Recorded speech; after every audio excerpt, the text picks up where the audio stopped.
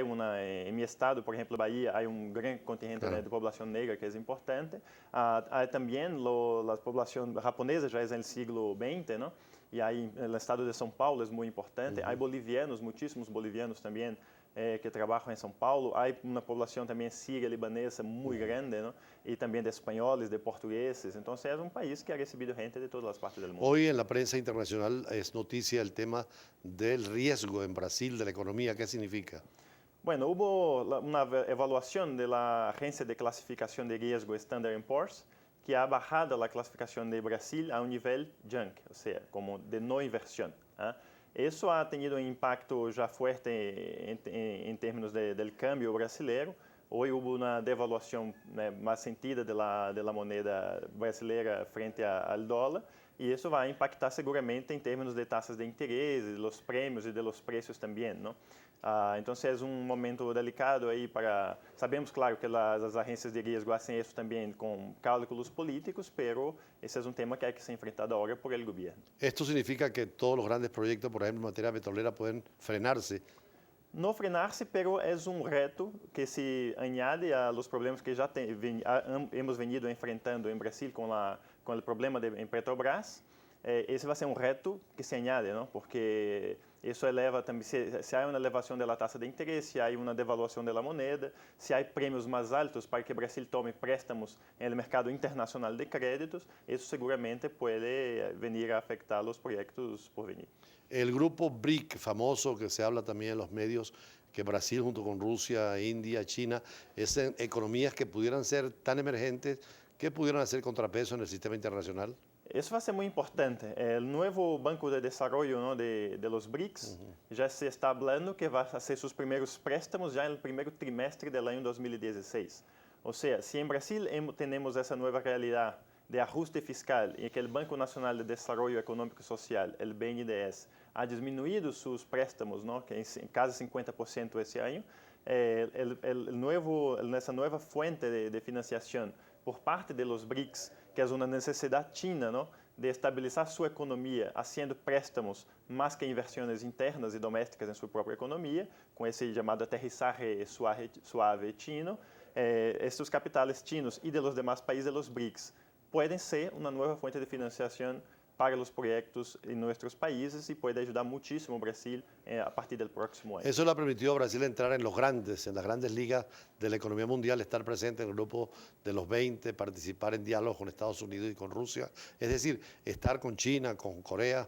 Exatamente, o sea, Brasil sempre ha abogado e defendido esse novo desenho da política internacional para que seja mais multilateral, para que seja basada em los organismos internacionais, los viejos, los tradicionales, pero também los nuevos, que abram espaço de representação para os países emergentes. Brasil ha sempre defendido a necessidade de reforma do Conselho de Seguridade das Nações Unidas, reforma também do porcentaje de votos no Fundo Monetário Internacional, e ha habido resistência das grandes potências para esse tipo de reformas. Então, se ha criado novas instâncias de representação para os países emergentes e Brasil ha sido player fundamental nisso. Un punto muy importante que hemos visto en la teoría brasileña, en la diplomacia brasileña, es el tema del Consejo de Seguridad. 5 países que definen el mundo con su veto.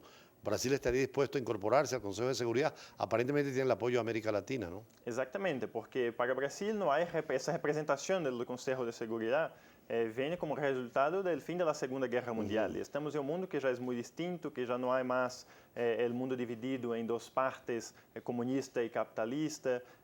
Há um mundo que houve a emergência dos países em desenvolvimento.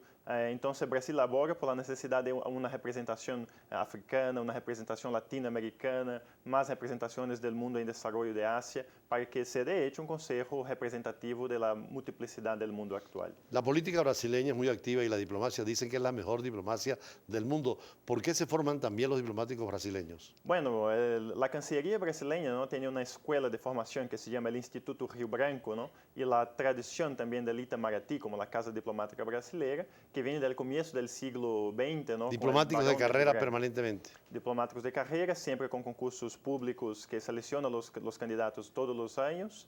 con sueldos muy buenos, con una preparación muy bien sólida, ¿no? Con la necesidad de hablar distintas lenguas, de conocer distintas culturas, distintas materias de conocimiento internacional. Hay respeto al diplomático de carrera en su jerarquía, en su tiempo, hasta su jubilación. Exactamente, ¿no? Y hoy, por ejemplo, hay una política de que los embajadores sean de carrera, el ministro de Relaciones Exteriores, el canciller brasileño, también es de carrera. Entonces hubo en los últimos años también, además de la tradición diplomática brasileña, una revalorización ahí de la actividad diplomática.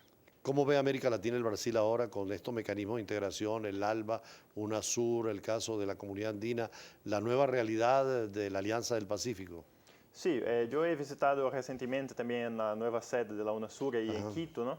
También es muy importante que la UNASUR esté se fortaleciendo ese nuevo escenario y hubo justamente ahí en Quito una reunión que fue de convergencia de los organismos de integración regional, que sabemos que hay demasiados, ¿eh? Hay además de la UNASUR, la CELAC, a Aliança del Pacífico, el Mercosur, ALAD, y concurrieron todos estos mecanismos. Caribe. Entonces, ya hay hoy negociaciones y articulaciones y conversaciones siendo realizadas en ámbito de UNASUR para que estos mecanismos puedan actuar juntos en lo que sea posible y no hacer esfuerzos dobles para los mismos temas, ¿no? Entonces, ahora hay dos imperativos en esos organismos. Uno es motivar el crecimiento y el desarrollo, pero también fortalecer la democracia en los países, ¿no? Sí, seguramente, ¿no? Hoy casi todos estos mecanismos tienen sus cláusulas democráticas. Después de décadas de dictaduras en casi todos estos países sudamericanos, ya no se acepta más aventuras, ¿no? Y como la que pasó, por ejemplo, en Paraguay, que hubo un rechazo muy fuerte de la región y del Mercosur, que llevó a la suspensión del Paraguay del bloque. Entonces, todos los países están muy pendientes de la necesidad de fortalecer y profundizar la democracia. ¿Cuáles son las grandes fuerzas políticas en Brasil en este momento?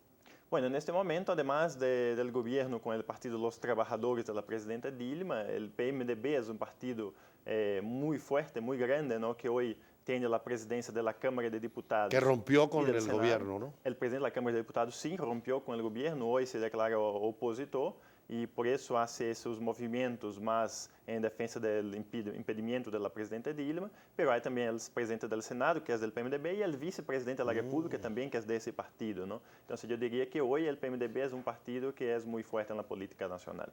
¿Y Vilma cuál es la base de sustentación? Y bueno, eso para Dilma la agenda es la recuperación económica, el ajuste fiscal, para que Brasil pueda volver a un camino de crecimiento después de arreglar todo el tema del presupuesto para el próximo año, que fue presentado con déficit y ya se discute cómo solventar ese tema. ¿Cómo el deporte influye en la política o determina muchos casos políticos? Bueno, en 2016 vamos a tener los Juegos Olímpicos en Brasil, ¿no? Puede ser un momento de que la gente pueda bajar un poco sus preocupaciones en lo que pasa en la economía y pensar un poco más en el deporte, en el encuentro de tantas naciones que hay en los Juegos Olímpicos. Y claro, si eso pasa con tranquilidad, ¿no? Puede ser un momento de Brasil presentar al mundo su capacidad de recuperarse económicamente. Sin embargo, cuando los Juegos de fútbol, el Campeonato Mundial, hubo mucha presión y más bien una contestación contra el gobierno, ¿no? Sí, exactamente. En el Mundial de Fútbol, principalmente el año anterior, en 2013, en la época de la Copa Confederaciones, hubo muchas protestas. Puede ser que pase eso en 2016. El gobierno está, claro, preparado para responder democráticamente a las demandas que puedan surgir en las calles, que sabemos que hay una coyuntura muy difícil hoy en la economía de Brasil. Pero penso que não há dúvida de que em termos de organização e em termos de encontro de nações, os Juegos Olímpicos vai ser um total éxito. Bueno, muchísimas gracias a Felipe Ramos, sociólogo brasileño, profesor universitario.